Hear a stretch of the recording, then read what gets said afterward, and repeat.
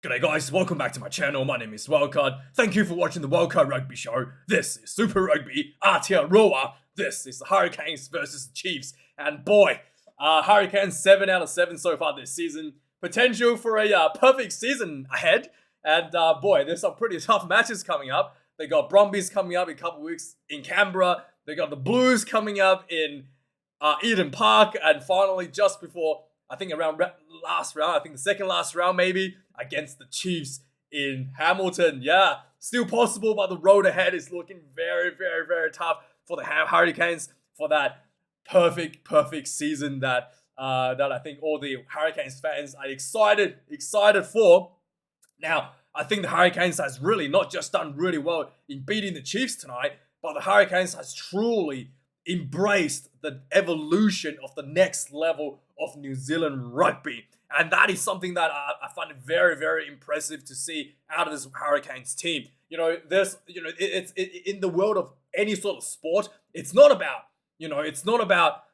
being good and being the same. It's always about new ideas and evolution. And the team that can evolve, that can adapt to new ideas, will be the most successful teams. And the Hurricanes is really leading the way in New Zealand in that regard, in terms of learning the new methods. The Chiefs were very successful last year, right? Because they were able to adapt a lot of the fast ball style from the breakdowns, the Irish style of, just jamming that 10 channel with the big forwards, getting that quick ball, and then spreading the ball out wide style. The Chiefs were able to adopt that last season, which saw the Chiefs very, very successful. The Hurricanes this season has adopted what's, I guess, a few pages, right? Few sneaky pages out of the Rassie Rasmus playbook from the Springboks, with heavy emphasis on scrum dominance. And instead of just, kind of like glossing over the forward dominance in terms of set piece, the Hurricanes really embraced that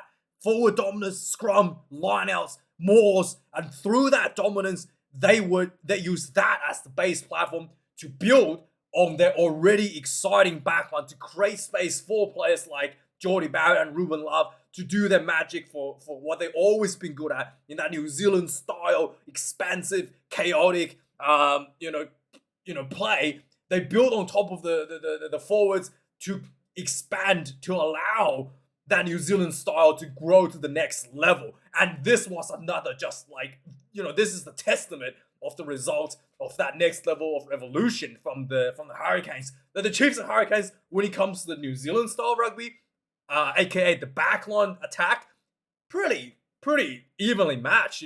Everything that, in fact, you saw a lot of similar moves out of the two teams. The little, backdoor balls and then quick hands out wide. We saw that out of both teams. That's quite evenly matched. The offload game as well. Both teams are pretty good at that. I think Hurricanes maybe a little bit more tidier when it comes to the offloads. It's pretty similar there. And, everything in terms of the New Zealand style that we traditionally associate with, quite evenly matched. But the big difference is the set piece. The Hurricanes absolutely destroy the Chiefs 4-pack in the first half. Tyrell Lomax, who was Amoa, and then what was the other guy? What was the Lucia Prop's name? Numia was just absolutely brutal in the scrummage in the first half. Penalties after penalties after penalties, and it was looking like they was going to get a penalty try just from scrummaging alone. And that continued throughout the game, all the way till the end, when the Chiefs will finally have to wrestle back that balance in that scrummaging. But still, it was probably just not going to be enough to carry them. Wasn't enough to keep themselves in the game to finish off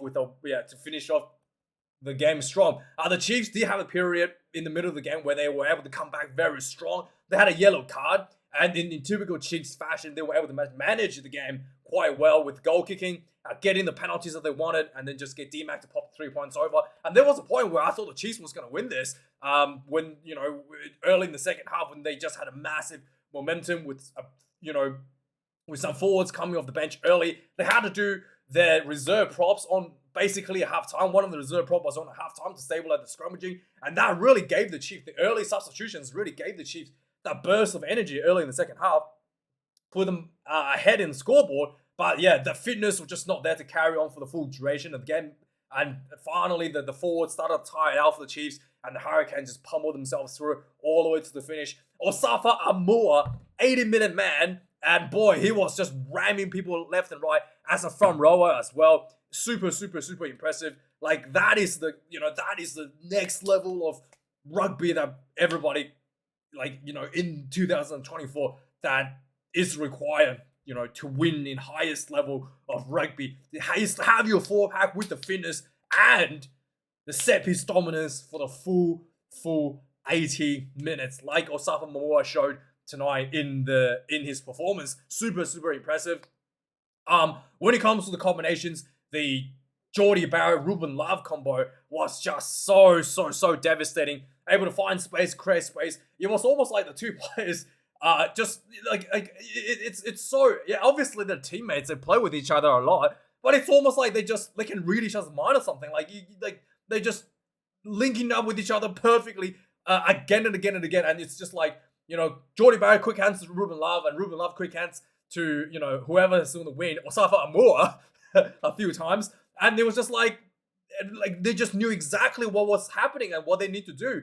And they slot themselves in the exact right positions. Really, really good to see the two playing together so well. On the Chiefs side, Damien McKenzie and Ioane, I think at times was on the field, looked okay. There were a period where they looked quite good early in the second half. But overall, I thought Damien McKenzie was looking a little bit lost at times, where he's kind of just like, oh, who am I supposed to give the ball to? And then a lot of that Chiefs dominance was actually with the forwards keeping it tight and just pounding themselves through over the advantage line. And yeah, this was just a huge entertaining game to watch. And James Dolman, the referee, I thought made some good decision. Oh yeah, hang on, before we go to the let's talk about referee. Made a very good decision as well in the game, where Damien McKenzie was really low on the ground. Geordie Barrett went to clean him out because Geordie Barrett is like 6'5", right? And Damien McKenzie is literally like 5'6", and Geordie Barrett literally were trying to clean out and like clip McKenzie on the head with his like arm, and then the referee was like, no, that's legal clean out, and there's nothing he could have done better to that's like an unavoidable head contact almost, because Damien was so low to the ground, and that was not a penalty, and I actually could have denied a try for the Hurricanes as well. So James Dolman did really well in that regard as well, and I thought it was consistent in the scrummaging decisions. And I think what was really good was the New Zealand commentators actually talked about the scrummaging, especially early on when the Hurricanes had that dominance. They talked up the scrummaging, they talked up the players, and then it was exciting. They were like, wow, that's an impressive scrum win, and it made me engage in what's happening on the field. And it was good to see the dominance, and it got me excited whenever the Hurricanes get the scrum penalty as well. So the New Zealand commentary with Justin Marshall was doing quite, and I think it was Jeff Wilson I saw might be on the commentary as well. And that's good. And that's what, as a fan, wanted to hear. We don't want to hear you complain about a scrum. We want to hear you talk about the scrums in a positive manner, and they did that, and I thought that was really, really good as well, and I was quite entertained by that. So yes, really well done. So let's have a look at the match stats. 5 tries to 2 for the Hurricanes. Like I said, the Chiefs really I think this is something that Chiefs probably need to have a look at in terms of going into the future. They try to manage the game a little bit too much at times, and they kind of just they do have that dominance, with their forwards. They're very physical forwards, but a lot of times they're just like, yeah, we'll take the 3 points. We have to just keep the scoreboard over. And there has been an ongoing mentality for the Chiefs for quite a long time now, and I think they need to change that up, because when teams are becoming more and more disciplined, you're not just going to get 3 points anymore. Like in last year and the year before, the discipline for all the Super Rugby teams were pretty bad. And if you constantly kick penalties, it's going to get you wins because of the lack of discipline. But nowadays, the discipline for the teams drastically improved all around Super Rugby. The opportunities for you to kick 3 points are getting fewer and fewer. So I think the Chiefs may have to start to look a bit of a different strategy going forward. 510 run meters for the Hurricanes, 365 for the Chiefs. 18 turnovers conceded for the Hurricanes. Like I said, the Chiefs forwards did have some of that dominance in their tight areas, and Chiefs 9 turnovers conceded themselves. Just let me refresh it to see if that's correct.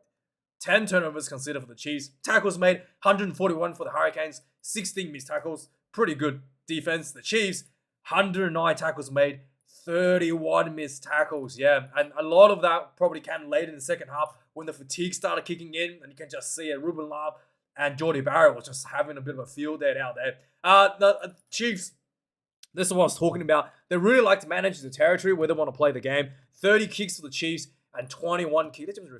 21 kicks for the Hurricanes. And, that game management, the area is really good if you can get the penalties in return, but you're just not getting that opportunity. The Hurricanes had a period where their discipline kind of like fell apart, but they tightened up again later in the second half, and the Chiefs were just out of ideas to get themselves back into the game.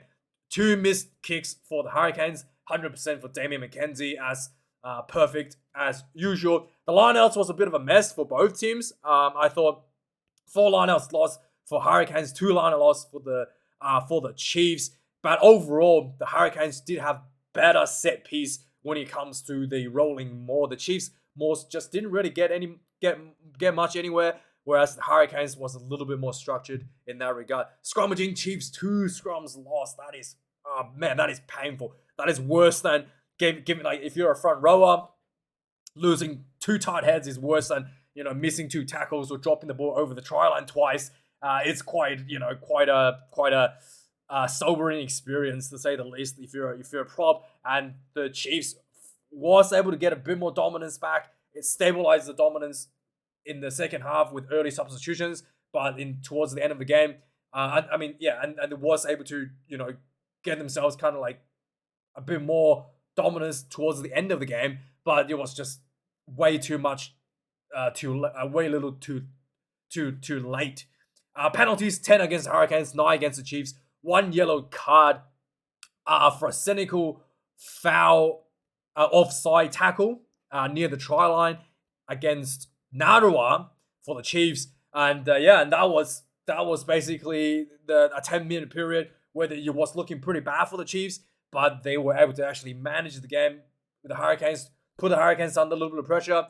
Penalties were given away, and then the Chiefs were actually got out of that 10-minute period with six points of penalty score, whereas the Chiefs the Chiefs did get 1 try, so it wasn't too bad out of that with the game management there. But yeah, for the rest of the game, the Chiefs was just not really able to get those opportunities to kick those points. Now let's have a look at the scoring for this match. Early in the game, 5 minutes in, the Hurricanes had a lot of early dominance. They got a penalty pretty much pretty much just outside the 22, and they were going for the kick, and Cameron kicks this one, 3 points to nil, 5 minutes again for the Hurricanes.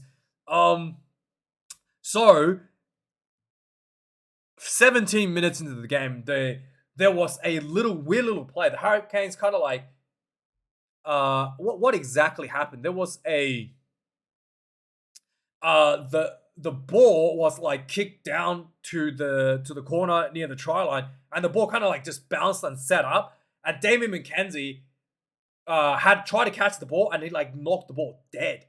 I thought this could have been a yellow card because you're not allowed to knock the ball dead, and it looked like Damian McKenzie just like knocked the ball out dead. Or I thought that was a little bit of could have been a penalty yellow card there for deliberately knocking the ball dead, but the referee said I was okay. D-Mac did try to make an attempt to catch the ball, so they went for it's a 5-meter scrum for the Hurricanes, and the Hurricanes it was just brutal. Scrum penalty, and then eventually you were thinking there might be a penalty try coming up, and eventually the ball got close to the try line, and TJ Perenara picked up the ball, dots the ball down on the try line. Initially, they were like, no one thought it was a try. And then the side judge came in and said there was TJ actually grounded the ball. And then that was a try. 10 points to nil to the Hurricanes. TJ Perenara. Oh, yeah, TJ also, got 62 tries in total now. And is level with his former teammate, the bust, Julian Savia, also sitting at 62 tries. So 10 points to nil for the Hurricanes. 19 minutes into the game.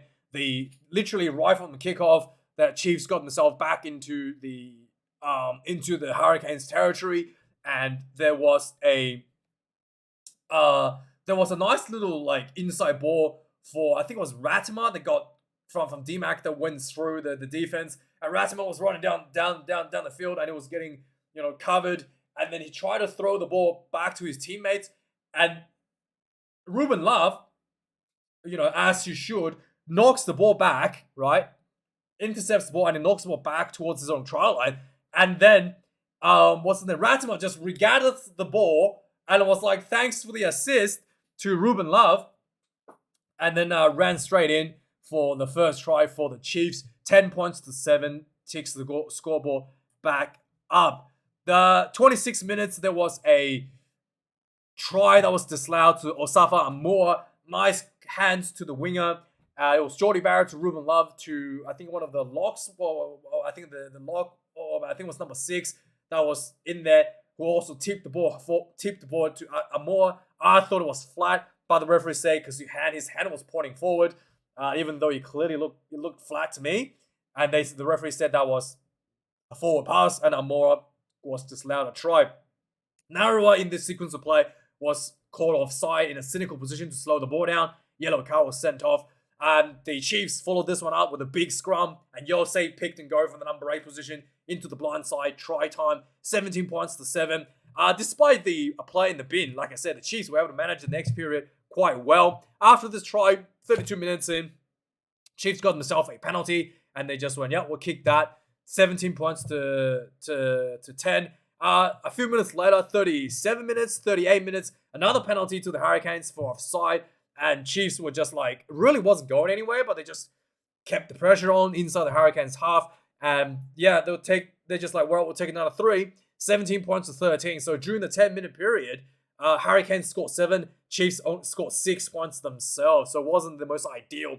Just before halftime, and we saw this from the Hurricanes before, in a sort of like managing a bit of it differently. But this is just like, again, this is just straight up a page out of the Springbok playbook. Just before halftime, instead of just, kick the ball out, they kick the ball to the halfway point, go for the line out, or near the halfway, went for the line out, went for the more, halfway more, for no other reason but to just try to get a penalty. And they got the penalty. And then once again, they did this in previous weeks as well, kicked the ball down the field and try to get a try before halftime. They went for the line out. The line out wasn't clean, was stolen, but still, the Hurricanes tried that, and that is straight up a play out of the Springboks playbook from Rassie Erasmus. Again, it's the mentality, it's the mentality of trying to squeeze out every point possible just before halftime. That is the right play there. Second half starts 1 minute in. There was straight from the kickoff, the Hurricanes misjudged the kickoff. The ball was like knocked on to the Chiefs, and then Chiefs piled on. There was a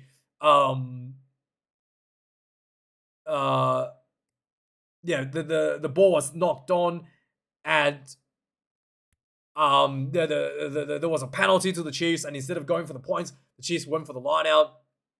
The Chiefs was building pressure, and then there was a little knock on in the ruck, and then eventually the Chiefs. There was a lot of pressure inside the Hurricanes 22, but the Chiefs was not able to score. But eventually, 46 minutes in, Chiefs was like really close to the try line. Tyrell Lomax ran out of line, just shoulder charge. Pretty much a bump. Not really a shoulder charge, a bump on a player, on one of the Hurricanes, on one of the Chiefs players without a ball. And a penalty right in the front of the goalpost. Probably what the Hurricanes wanted instead of actually giving away a try.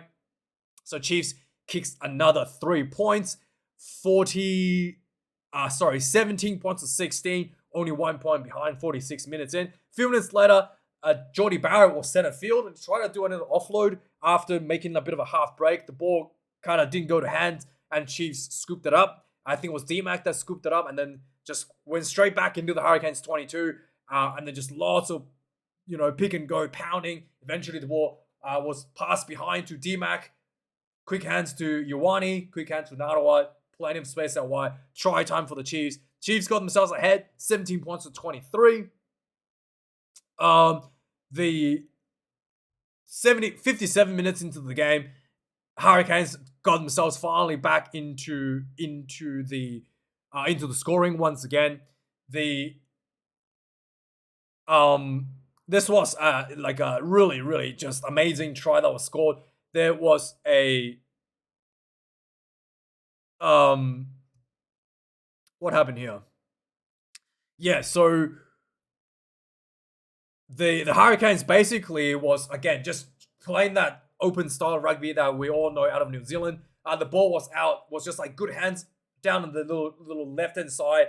Naholo was down the sideline and threw the ball back in, and then there was a bunch of like passes between the players, and eventually TJ Perenara got the ball, a little offload, inside offload, and went in for the try for Morby. I think it was inside ball for Morby.